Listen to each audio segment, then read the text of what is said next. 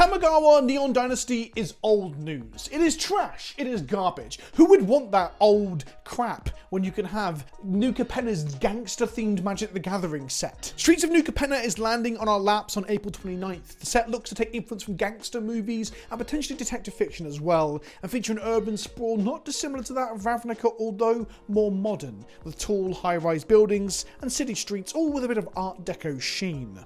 At time of recording, New Capenna launches in exactly 2 months. By the time this video comes out, we'll be getting very close to preview season, if I've timed this correctly. It's basically here already, it's upon us, and there's nothing you can do about it. I'm Vince, also known as PleasantKenobi on the internet, and in today's video I'm going to give you six predictions for what New Capenna is going to look like. And I want to get that out before the previews start. This video is brought to you by Cool Stuff Inc. Use the link in the description below and the code KENOBI at checkout to get 5% off your order and support the show. And of course, Ultra Pro is our other sponsor here. Again, link in the description below, click through to there and you get 5% off your order and support the channel. Honestly, my excitement for New Capenna is relatively low. I'm very excited for Brothers War, and that's taking some of that excitement away from New Capenna.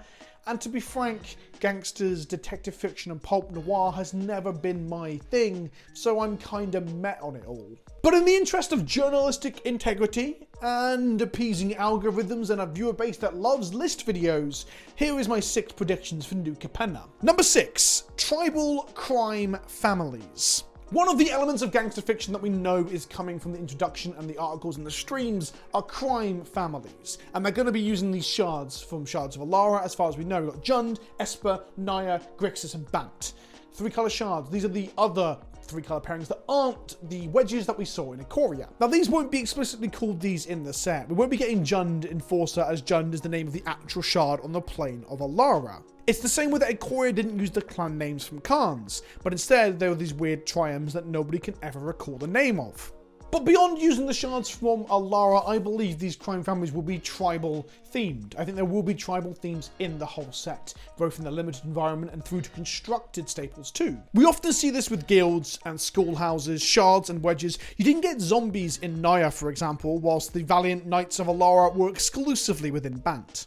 So it's not unreasonable to assume that there will be certain tribal allegiances to each of the houses, in the same way that we only got elephant people in Lorehold and Strixhaven, much to the upset of people like myself who want to play elephant tribal in other formats.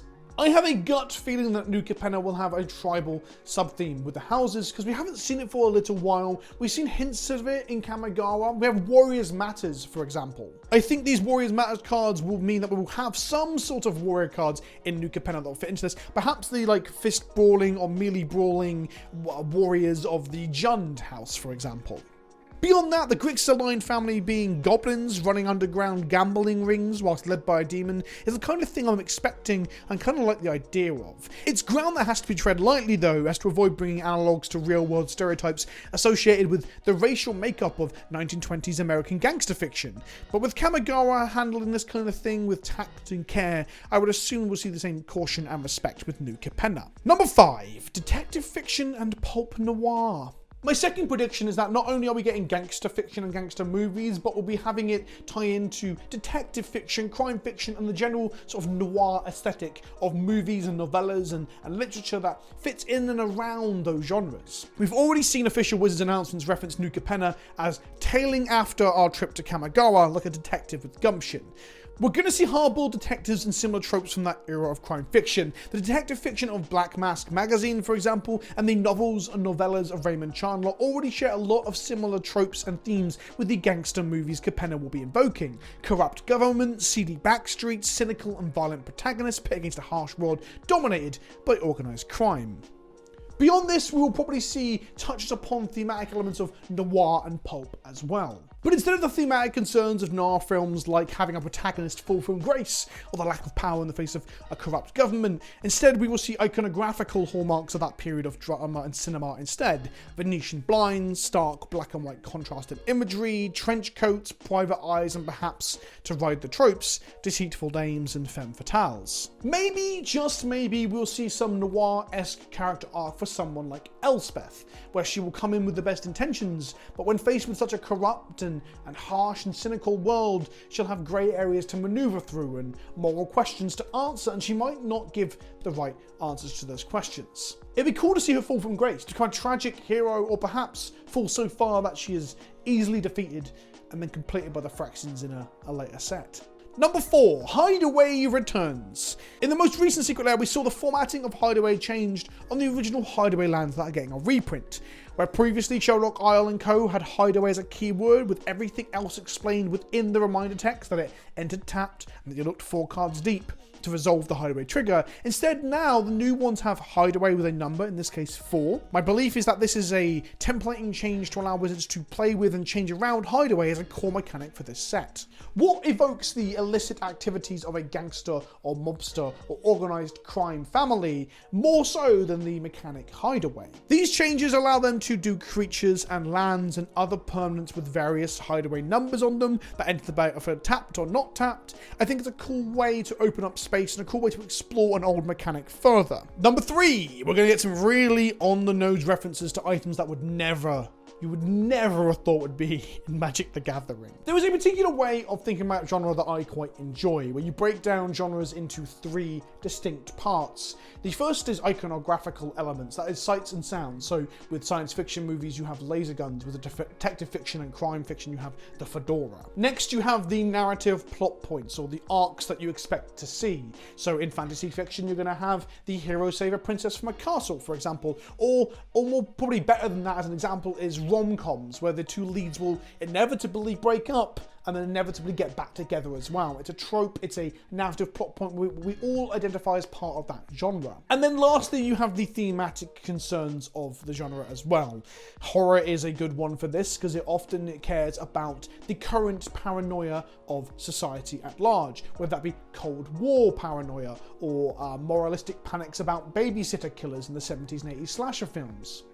The problem with Magic as a card game first and a story and intellectual property second is that plot points and thematic elements of the narrative are hard to do on the cards. So we see it often, slightly ham-fisted, resorting to the obvious iconography. I criticised Wedding Ring and Wedding Invitation for Crimson Vow, a set based around weddings, which, whilst not a genre, is still a thing that we're trying to evoke within the set. And I think Wedding Ring and Wedding Invitation were so on the nose and lacking in actual Magic flavour design that I thought they were frustrating designs, honestly.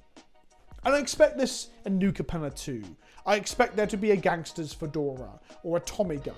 Just nothing magic about it. Just literally the raw dog word and the concept of the card being easy to grok, but lacking in building out Magic as its own world. Number 2, people are going to compare its environmental aesthetics to BioShock.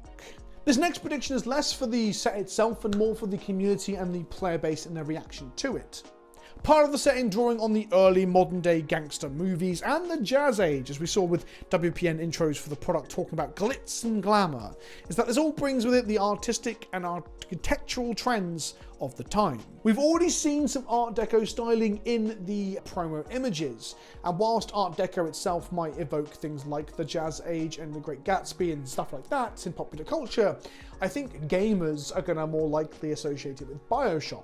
We gamers are intimately aware of BioShock as a game that uses these sort of stylings, the Art Deco look. It is one of the greatest games ever made, so I'm not slighting BioShock here at all, but it will lead to people saying things like, this feels like BioShock.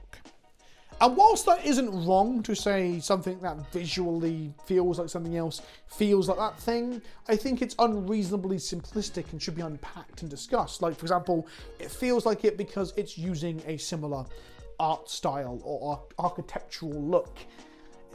Because beyond that, it's not going to be very similar to BioShock. It's very man who has only seen Boss Baby is watching Schindler's List and says out loud to his friend, "Oh, I'm getting some real Boss Baby vibes from this movie." It has the same kind of energy. Number 1. Vehicles continue to drive Magic forward.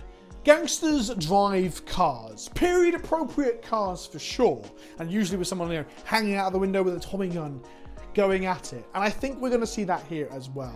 I would have said if we hadn't had like Neon Dynasty with like mechs and hover bikes and stuff just happen, and with vehicles being a key theme in that, I think there's going to be some cross synergy there. I wouldn't have thought this would happen. But with the announcement article stating that we're going to race through the streets of New Capenna, I can't help but think there's going to be cars, maybe even street racing or underground racing might be part of this world's identity. I don't hate this as much as others will do. I don't believe there's a sanctity to the high fantasy, to the sword and board, to the goblin and elf that other people do. Growing up, Magic always was, I'm pointing to posters you can't see on my walls here. Magic always was this weird fantasy intellectual property, but it had this high-tech element to it. Mech suits, robots, hover ships, sky ships that transcended the planar barriers, and like the Phyrexians, who were this body horror thing where they were putting pipes and robot bits in you. Magic was never Tolkien, it was never high fantasy to me. But I get why people find it frustrating, and I get why people might find this the most frustrating so far. Because Neon Dynasty is like far-flung future pulled back into fantasy. We're about to have the most modern day set we've ever had with New Capenna, and I think that's going to piss people off. But how do you feel? What do you think? Do you think my predictions are on the money, or do you think I'm being too cynical? Do you think some of my plot points or ideas are good? Let me know in the comment section below. If you like the video, smash that like button, don't forget to ring that bell and subscribe, and I'll see you on the next one. Ta-ta for now.